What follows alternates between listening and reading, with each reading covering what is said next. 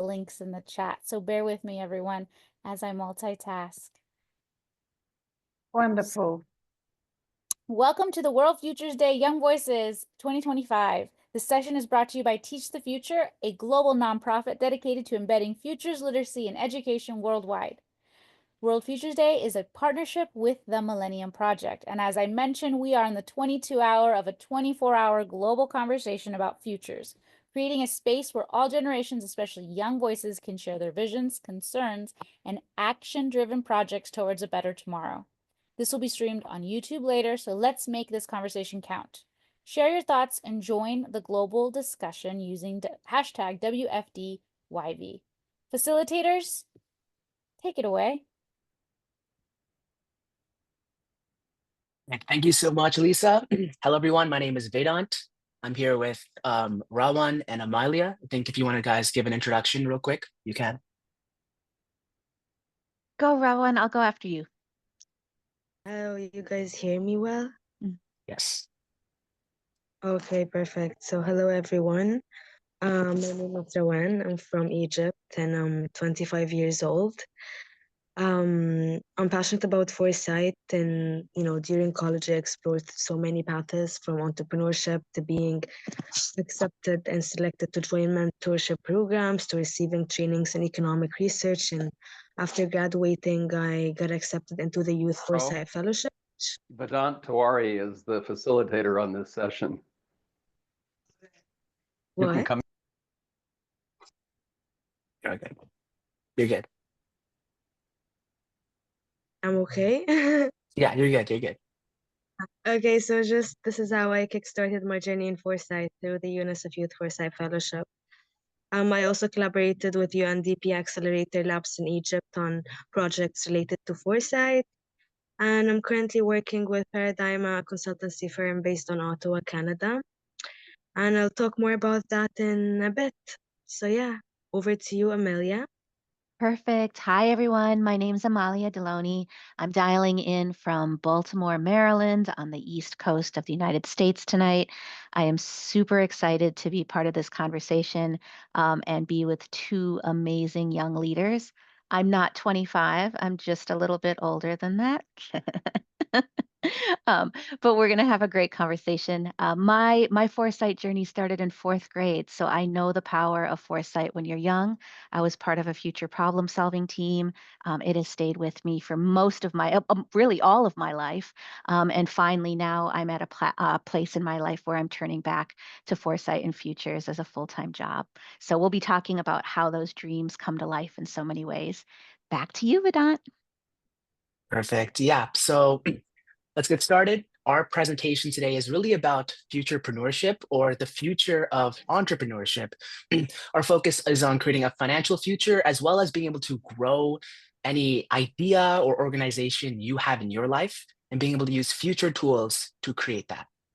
So let's start out with a couple of the table of contents. We're gonna have like a small mapping activity at first, then we'll go through our introductions, like a little more detailed. Then we'll talk about the importance of entrepreneurship in the future space. And then we'll take a look at kind of a future versus entrepreneurship scale. We're gonna see how you can use futures thinking to better your own entrepreneurship skills.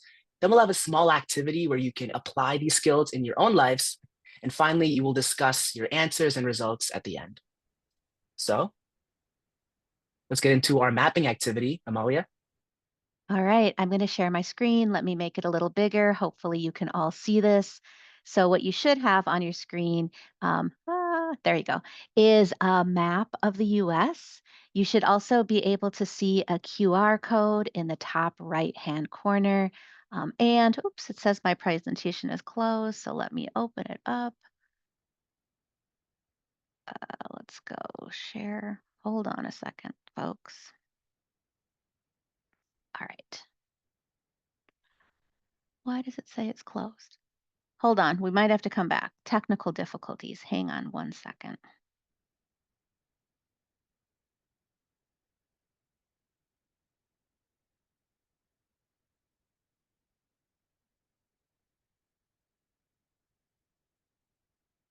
Keep going and come back to me, you guys. I'll get it going in a second.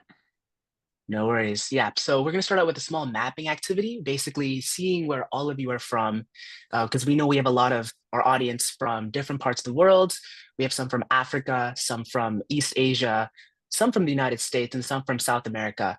So we really want to make sure we can represent our entire diverse audience on a big scale. All right.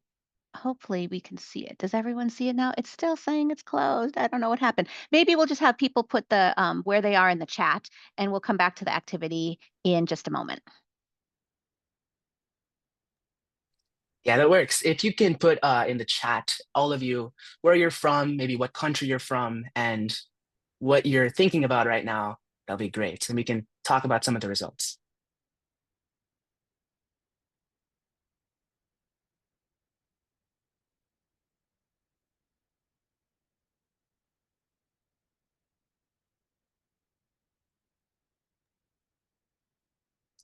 Let's look at the results. Yeah, we have some from Malaysia. We can see Scott is from Malaysia. We have Housen from Los Angeles. We have Sabrina from Maryland. A lot from the United States, I can see. We have Rawan, of course, one of our facilitators from Egypt. We have Frona here from Silicon Valley. We have Amna from Toronto. So we're kind of all over the world. It's really exciting to see. And we'll see a little later on today why our global scale here is really important for entrepreneurship. So we'll take a look at that later.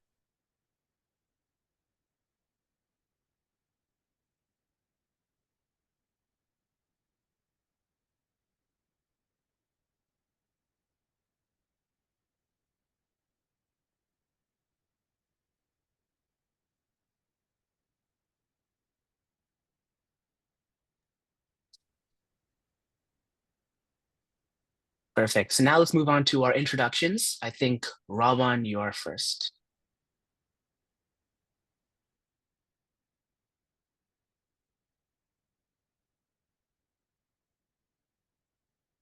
Okay, perfect. Thank you for unmuting me. So, basically, my story starts back in 2019, which means 6 years ago. I came across a post on LinkedIn for a young Indian girl who was looking for a market research intern. And I did message her to understand more about the role and her business idea. She had just graduated high school and about to go to college, and you all definitely know what do we mean by college applications and the hassle to get into a college, especially if you're looking for a scholarship and want to hold a strong record of extracurricular activities while simultaneously maintaining high grades. And I think this hassle has led her to realize that there is a need for online platforms that can offer extracurricular activities in a virtual setting. But why? Because students spend so much time at school and then their personal tutorings and find it difficult to balance between extracurricular activities and their studies. And this is how the idea came about. So our main aim was basically to help each student find a, a balance between studying and building a resume for college. Um, Kushi, our 18-year-old entrepreneur and founder of Learnero, the startup, she used all her saving to help build this startup. And then we didn't actually succeed at maintaining the business. But does this mean we failed? Absolutely not. So for everyone still, wondering if they should take this step, take a leap of faith and go apply your ideas, because you will learn a lot of things along the way. For instance, during my tenure, I learned a lot of things about businesses, startups, from research to marketing to management, and all these kind of stuff that helped me grow professionally and individually, and build a good CV and a good curriculum vitae. We also had to research everything from scratch and learn the hard way. So definitely it's worth it, and you will be proud of doing it after you actually start doing it.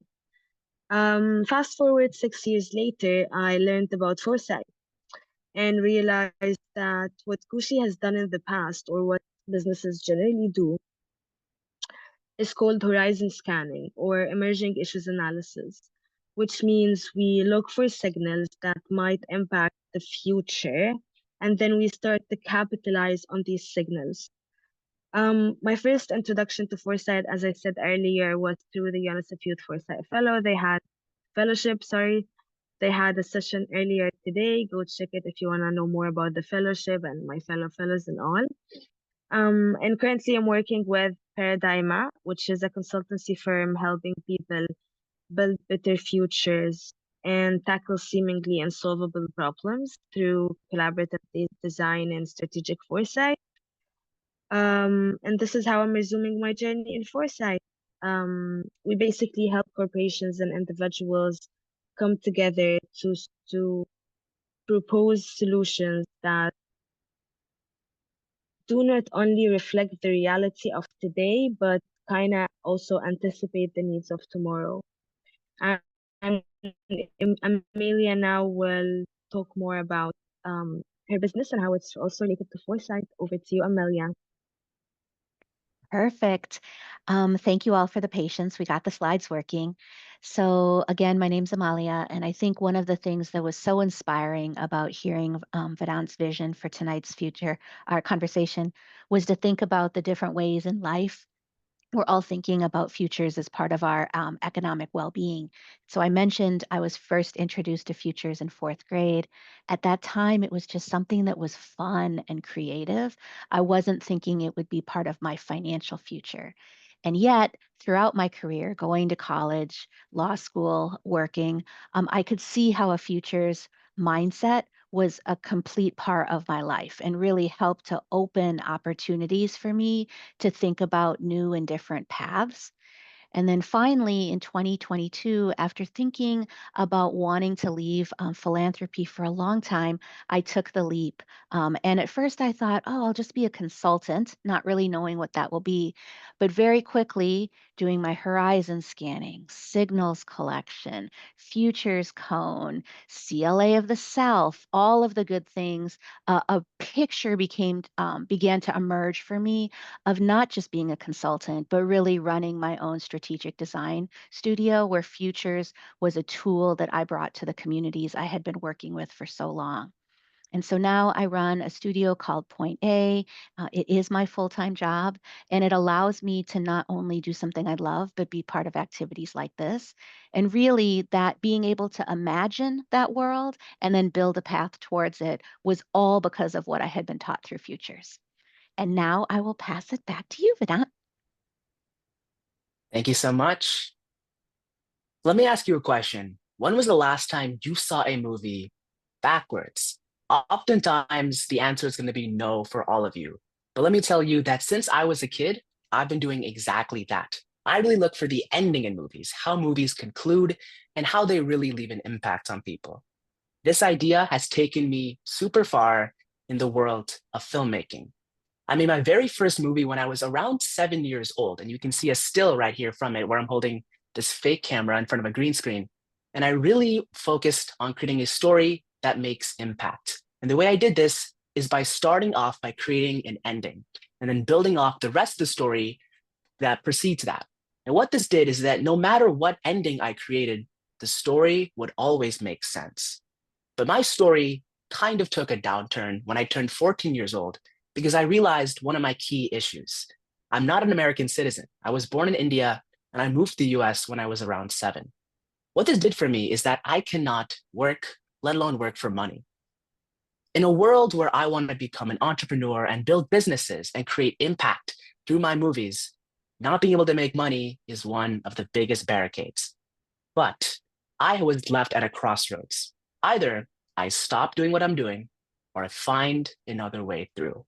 And what I found is that instead of building my own business, I can help facilitate the growth of other people's ideas and organizations. So for the past year and a half, I've been working for a lot of student-run organizations, 13 plus to be exact, that are local in the Bay Area and also across the world to accentuate their stories through marketing and filmmaking, using that same idea, focusing on the ending and then building the rest of the story before that to create real lasting impact.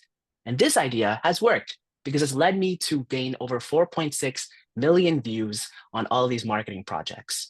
But the story doesn't end there, because around a year ago, I joined Teach the Future, first doing my traditional marketing work, marketing their World Futures Day event. Then I was given the opportunity to become a podcast host, accentuating the stories of youth and future professionals alike, showcasing all of these youths, small projects, emerging initiatives, and real collaborations alongside of the dedicated work that these future leading industry professionals have done all of their life. So, in conclusion, my story is really about telling stories. There we go.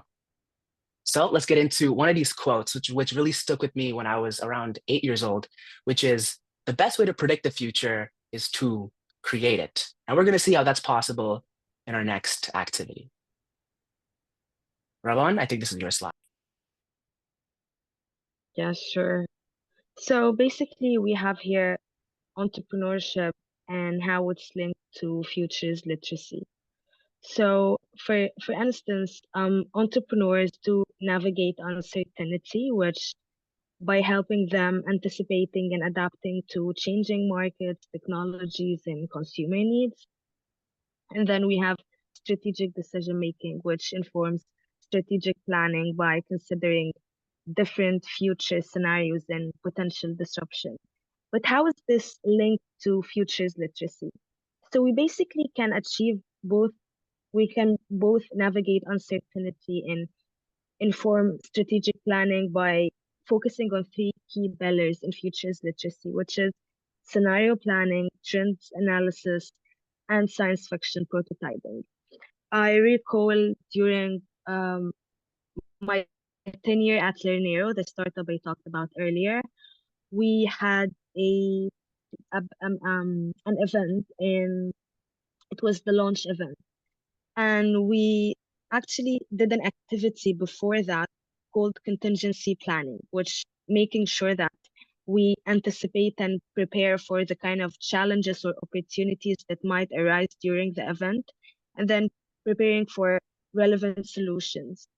So I think we didn't have an idea about foresight earlier at the time, but we did that and it was pretty successful because we were able to really see through the event and see what kind of challenges we might that might arise and how we can adapt to them. So scenario planning basically helps you, understand that there's not a single future, but many possible futures, many possible alternatives, many different challenges and opportunities that might arise, and then you have to take advantage of them. The second tool is trend analysis, which is basically monitoring and analyzing emerging trends to inform strategic decisions. So it's basically about mapping and scanning the market around you, understanding the kind of opportunities, the technologies that are arising and might impact the market, or understanding different competitors' behaviors and how they might act in the future and all that. And then the third tool is scientific fiction prototyping. When I think this tool is really important because it's what really humanizes the scenario planning and trend analysis processes. They are usually complex or very sophisticated, and when you use science fiction and storytelling to kind of humanize these scenarios and understanding their impact on human beings and on the environment and all that, it really helps reimagining and envisioning and innovative solutions in general. So yeah, over to you, Vedant. Thank you. Yeah, we have two more tools we're talking about with futures literacy. So on the left side here, as Rawan mentioned, are really the goals of an entrepreneur. So here we have innovation and opportunity, as well as risk management. So entrepreneurs really want to innovate their products and have more opportunities open for them, as well as being able to manage their own risks. For example, for innovation, they want to be able to identify emerging trends and also find unmet needs of people for proactive innovation. And also for risk management, they really want to prepare for unexpected challenges and minimize any impacts that these risks might have for them. So the way we can fix this using futures literacy is called futures literacy laboratories. Basically, participate in workshops that enhance the ability to imagine and shape diverse futures. For example, one FFL is this right here, World Futures Day, where you're talking to other people and other alike minds to really understand how they would navigate futures that are similar to your scenario.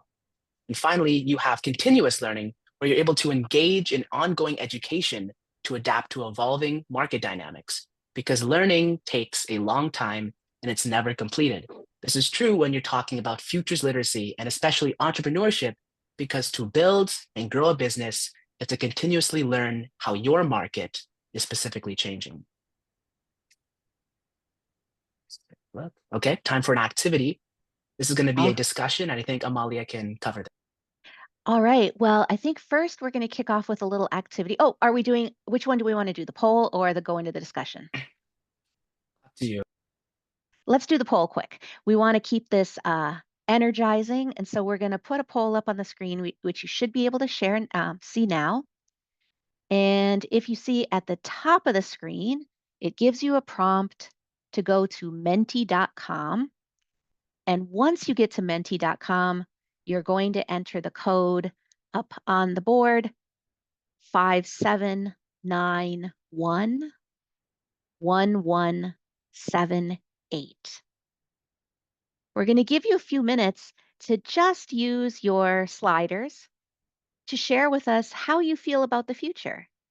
Whether you're somebody considering building a business already, something that maybe has been just a twinkle in your mind and hasn't come to life quite yet, or it's something you're already in the process of, we want to know these 3 questions. How confident do you feel about starting your own business in the future? How much do you believe your business can help create a long-term financial can create long-term financial stability for you? And how ready do you feel to use a business idea to change your life, your family's future, or even the world? And I'd love to see all the bars moving. It looks like we've got some really active thinkers and planners and doers in this space. So in a second, we'll take a few responses from folks. Just give it one more minute maybe to get some more answers.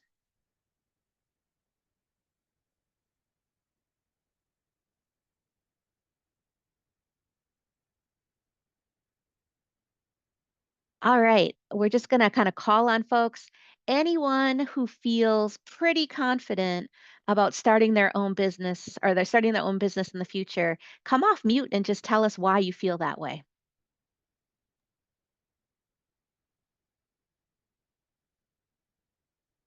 Well, this is Ted. Vedant has actually been one of our student clients, and we did start our own business over 27 years ago. It's still in existence now after all those years, has never had external funding, and it's served over 1,200 students like you all in high school and college.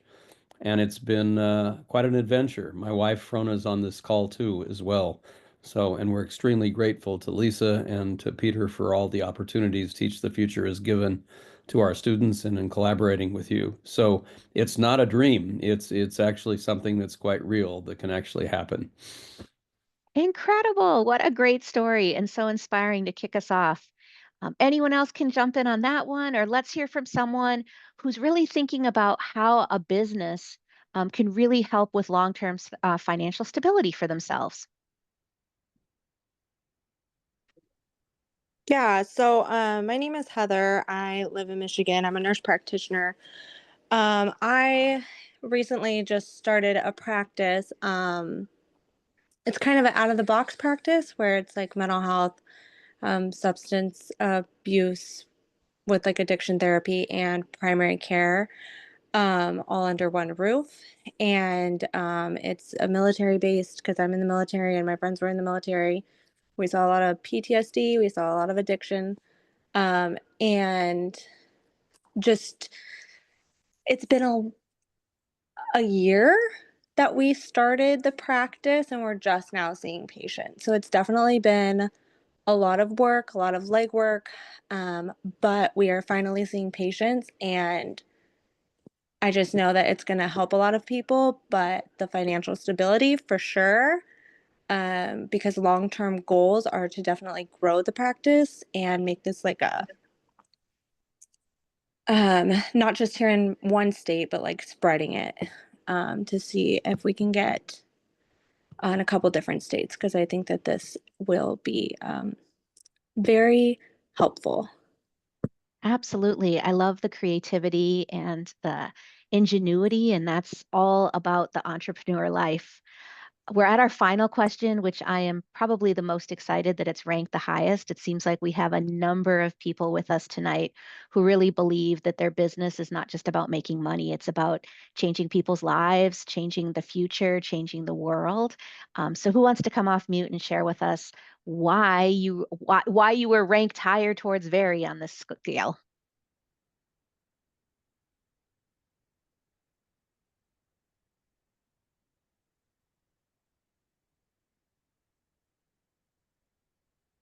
Okay, so I'll be brave.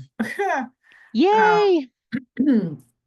So coming from the education space, also, public policy and nonprofit work in terms of workforce development and economic development. And so it's really interesting when I got into higher education, all of the previous things that I had done converged because people are trying to, they're developing their lives and they're designing, quite frankly, the lives that they want to achieve.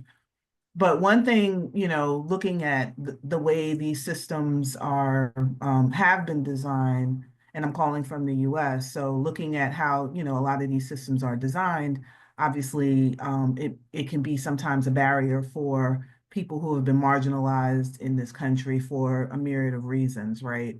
And so it occurs to me that, as we have seen drastic change all over the world, we really need to start building new systems. And I think someone earlier talked about, using like speculative design and science and sci-fi stories for, narrative and storytelling as a way of imagining how the world could be. So, my business in terms of working with education leaders who are looking to, but not really sure how because they're bogged down by all of the, pick a headline in the news, wanting to find another way and not even having the space to do that. And so that's what I do. I create spaces that are judgment free and emancipated from, the prevailing paradigms to allow people to propel themselves into a future state where, if you could redo it or if you could do it anew, what would that look like? How are we going to educate people and go through a process of teaching and learning when we all know, I think I heard a statistics today, Carol, you're on the call, 85% of the jobs that are, have been created didn't exist like a year ago or however many years ago, right? I know I'm saying that completely wrong, but you get the point.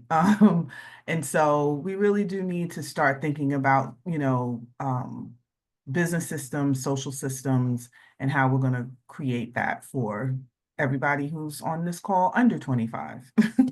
So yeah. Thank you, Sabrina. Thank you so much for sharing that. And really, thank you, everyone. We want to keep this as dynamic as possible. So I'm going to stop sharing and we are going to put up some discussion questions and an activity we'd love for you to join us in participating in. And I'm going to pass it to Rawan.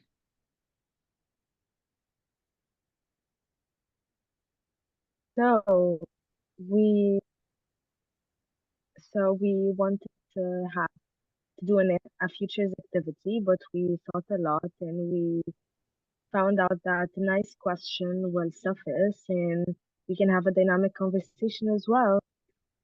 So the question is, I want you all to think of one business idea or social impact initiative or a small project you want to start today. And how do you think it will be 5, 10, or 20 years from now? So we're currently in a futuristic state of mind. We want to think about one business idea or a small project that you're thinking about, or you really want to start, or you have been thinking about since long time ago, and you want to start it. And I want you to think about it in the future. So maybe how it's going to look like, how you going to look like 5 or 10 or 20 years from now, and how the business would look like, and how the environment around you looks like, and all of those kind of questions. So maybe take around 10 minutes to think about it and then come back to us.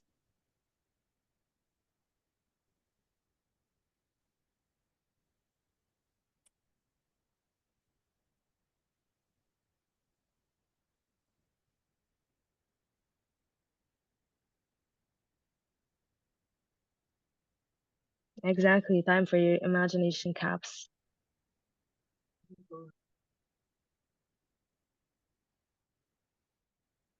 Maybe we'll give you 5 minutes to increase the pressure a little bit and get those creative juices flowing. So I'm going to set my timer, and we're going to give you 5 minutes to think about this. Or if you're done earlier, let us know in the chat and we can start the conversation. Absolutely.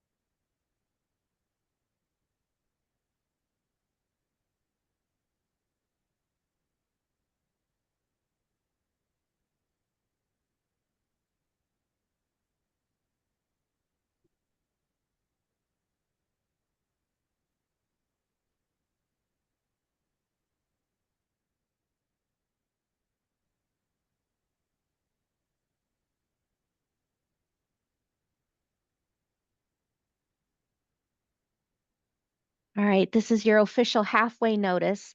So jot down whatever you can. We're not looking for perfect. We want to just have a creative discussion.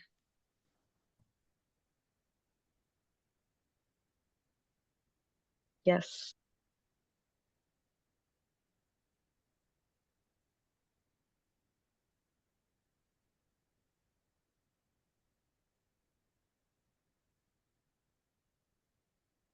And no pressure, but we are hour 22 and we want to be the very best. Yes.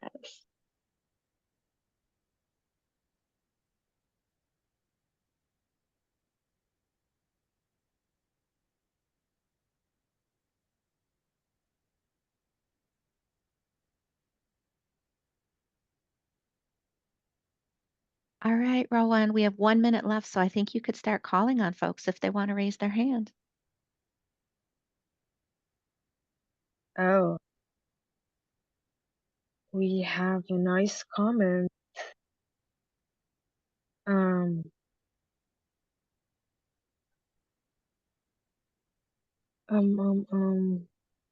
anyone who wants to share their answers to the question? Anyone thought of a project or an idea that they want to start badly and just want to think of how this idea might evolve in the future?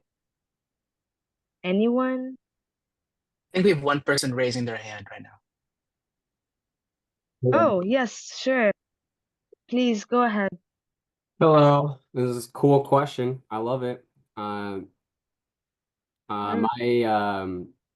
My project that I want to start today is like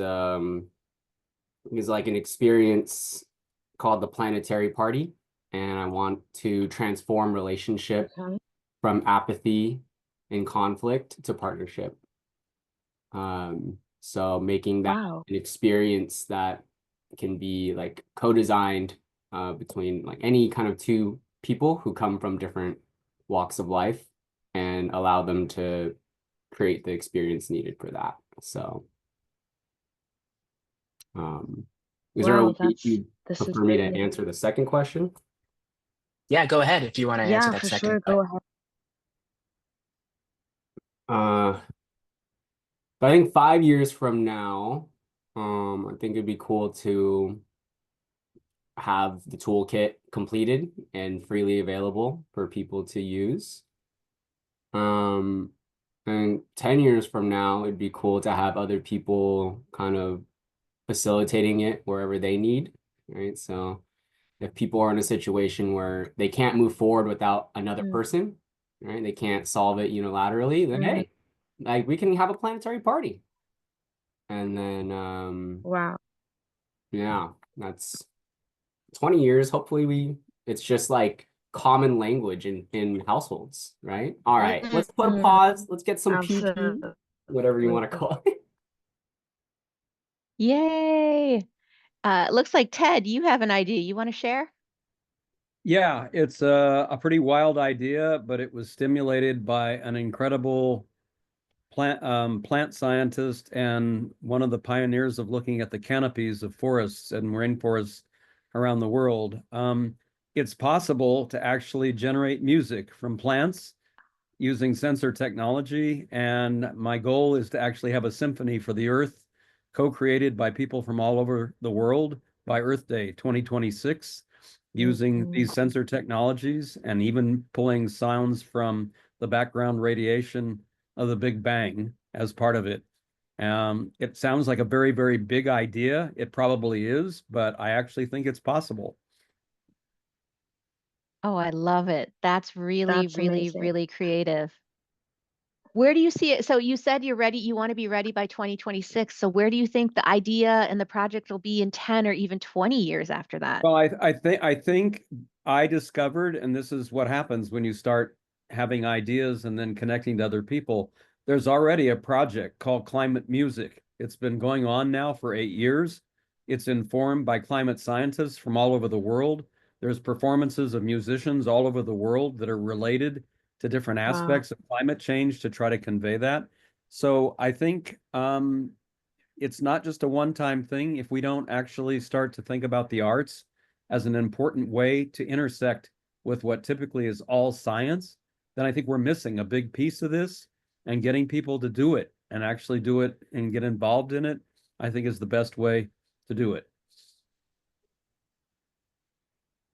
So cool. And you've got a comment already. Scott saying it would be so cool to That's see the amazing. blend of the world's instruments in one of these concerts. And I absolutely agree. Yeah, and there's all kinds of instruments from all over the world, many of which a lot of us Mm, don't even know about because of our own native backgrounds. So I think these can be mm, instruments that are actually in existence or instruments that are actually used from things in nature that you don't even think about as instruments. So cool. that's Anyone amazing. else want to share? These are such great I love the ideas. co-creation.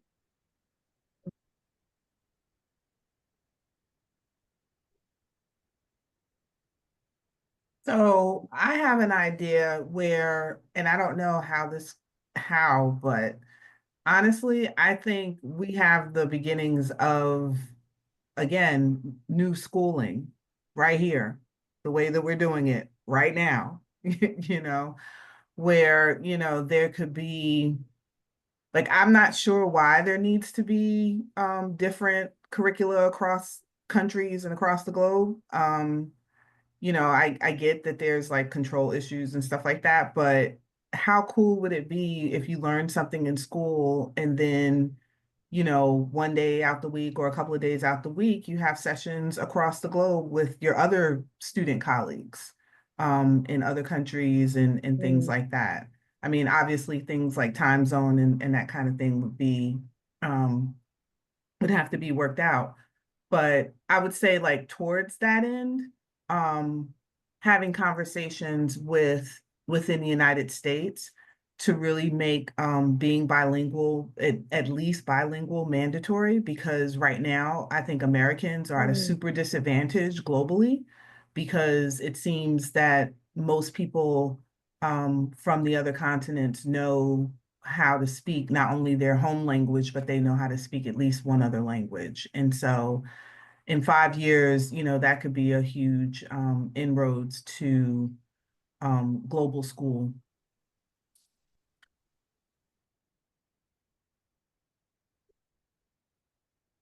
Thank you for sharing.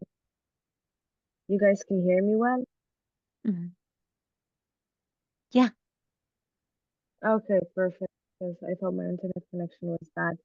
I love the focus on education because it was accentuated in both the workshops I held on the futures of employment and the futures of learning. Obviously, the call to revamp the education system is a global one and is needed, by everyone, and everyone is emphasizing on it. So thank you for sharing. Who else wanna join us and share their ideas? This is the right I crowd. also There's want lots of connection going on in the chat already. I love it. exactly. I know we've got one more good idea in the mix. Who's going to be the brave person? If I could mention Yeah. something, there's future Yeah, episodic sure. thinking in psychology is thought to be impaired during PTSD episodes or other types of traumatic. So if there, perhaps if there isn't already a specialization in foresight and futures prospective studies, then maybe futures thinking or a futures episodic thinking specialization for trauma work might be an opportunity for people to work on specifically targeted therapies that will help them overcome not only war-driven or crisis-driven PTSD, but also other types of traumas that are more personal or familiar or social. I'm sure that in the times that we're living, that the incidence of trauma is going to increase. However, just based on what's happening with the world currently in different parts of the world. But I really think that having interventions that allow you to really imagine what your future might be like and know that there are future possibilities regardless of your circumstances is a good way of intervening therapeutically for people. And I think there's that opportunity to pursue with those who are already in foresight studies or foresight schools or programs. That's an amazing suggestion. And was it last year? Yes, last year, 2024. I think in the US at least, there was the first ever social work futures gathering. And in that space, there were many people talking about the need for trauma informed, or really, we're moving beyond that frame, trauma responsive futures. And so I see my fellow co-hosts nodding at this too. So I feel like that work is just beginning to emerge. And your voice should definitely be added to it if you're not already central to it. Thank you for bringing it up. I was just thinking about the nurse who mentioned her PTSD, business, that might be an obvious nexus for, any futures thinking or futures analysis types of therapeutic interventions that might be on offer, or maybe she'll develop. Beautiful. And I see Ted responding with some other uh, resources, sorry, and names for people to look up as well. So I love how we have so many voices participating already. Yes. I think we have fellow futurists as well who are working on trauma-related futures. And one of them is Stephen Mitchell. I think he's leading some work when it comes to trauma-informed futures and traumas in general, and building futures consciousness, especially with young people from marginalized communities. So I think it will be worth, connecting with him maybe, or collaborating with him. Absolutely. Anyone else before we move to our next activity?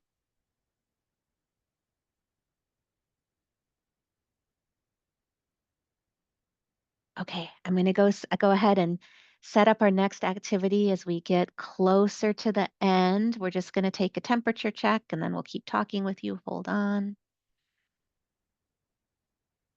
All right, so same thing here. We're going to ask you to go back to your Menti and you're going to enter the same code as before. So menti.com for people who are new. And then you're going to enter the code 57911178. If you were on your phone or device, you might just have to hit refresh so it goes to this new screen.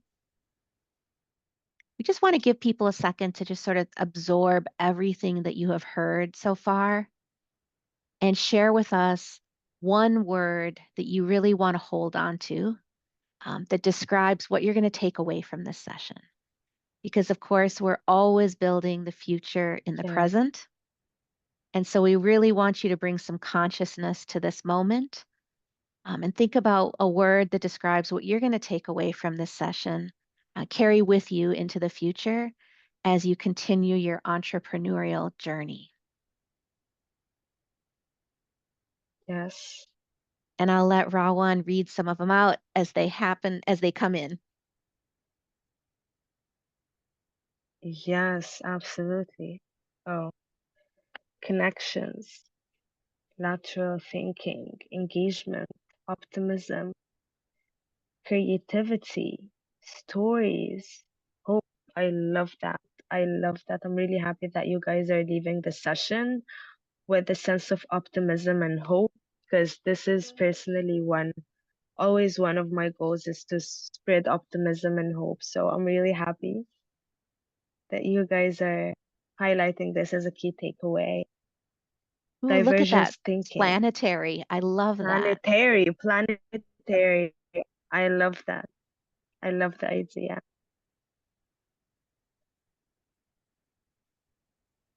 And I can't see this word. Is it annotation? Innovation. Innovation. Sorry.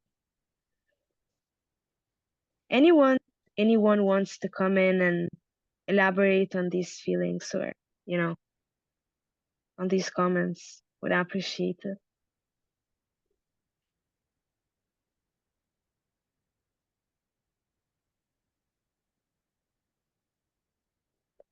Stories. Radical hope. I love that. Want to elaborate on radical hope, whoever talked about it? Because I love anything that has to do with radicalism. I'm sure I'm not the first one So, that has quoted radical hope. I'm sure I'm not the first one, but I feel like that's what I'm operating on right now, just that's how I stay, right. all of it. Just, it's gotta, because hope, I'm always saying, I hope I feel better. I hope things change. I hope, but it's just like at this point we need to just streamline that hope. Maybe even find a synonym. Yes, Find me a synonym for hope. Yes, I love this. amazing. I feel I like love it. you probably all saw me. I took my camera out and snapped a picture, and I encourage you all to snap a picture of this as well, because to the point of needing hope, like this is the kind of piece of paper you want to have in your back pocket to remind yourself that there are incredible people in the world Yes, all over, multiple countries here tonight, time zones, and look at the kind of energy, yes. creativity, dedication people in this community are bringing forward. And when you have those dark moments, these are the people to reach out to. Yes, absolutely. What I actually love about foresight is that it emphasizes, human agency. So which means it emphasizes hope and optimism, because somehow when you turn to your pessimistic outlook about the world, it's lacking human agency and lacking the fact that we as humans are capable of doing something and changing one bit at a time. But what's beautiful about foresight is that it does the exact opposite. It focuses on the human agency. It focuses on what individuals can do to contribute to change. So I love that. Any final thoughts?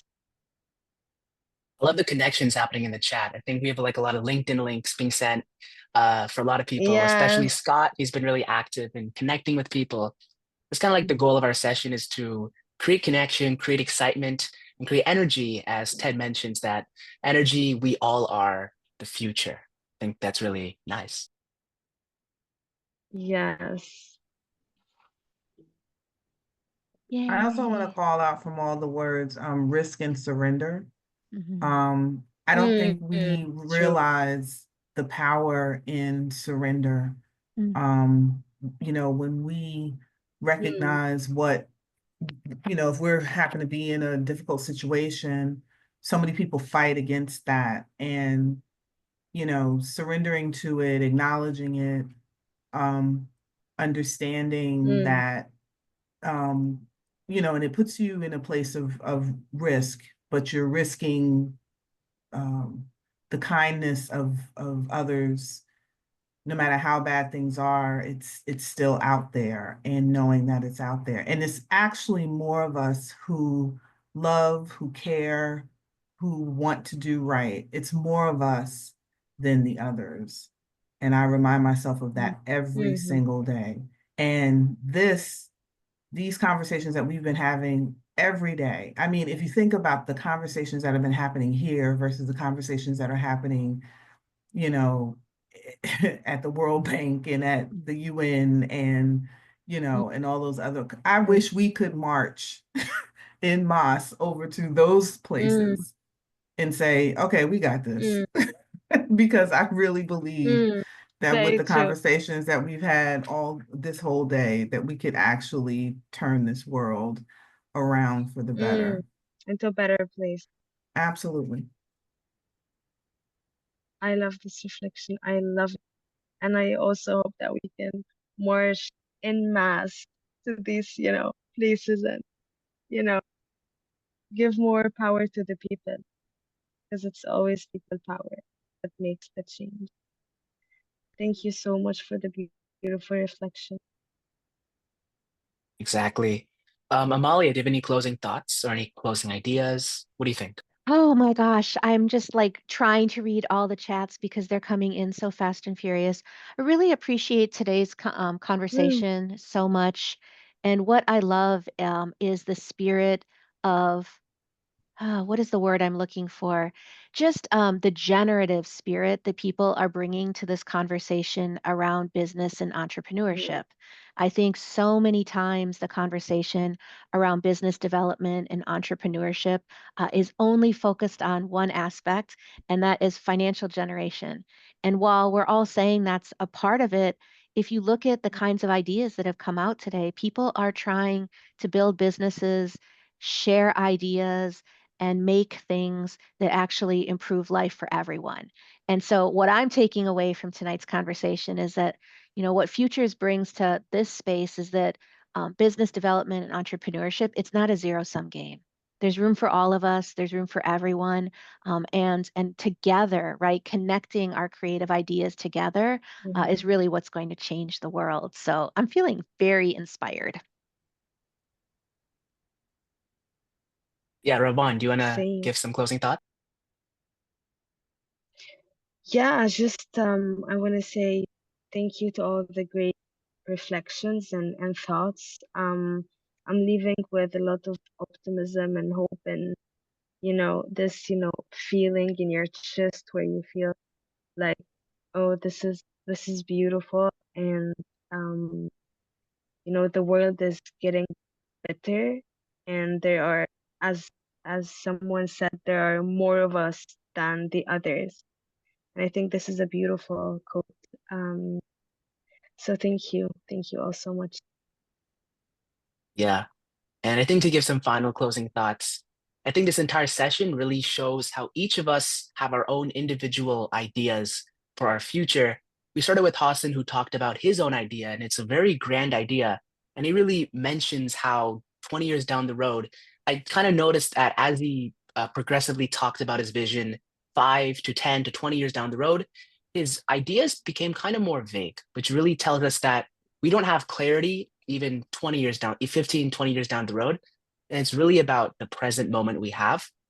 Secondly, we have Ted, who really talked about his idea of turning plants into music, a very grand idea. And he has a very tight timeline, saying he wants this done by Earth Day of next year.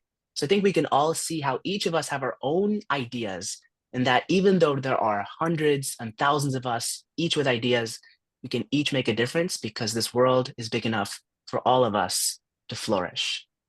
Thank you so much.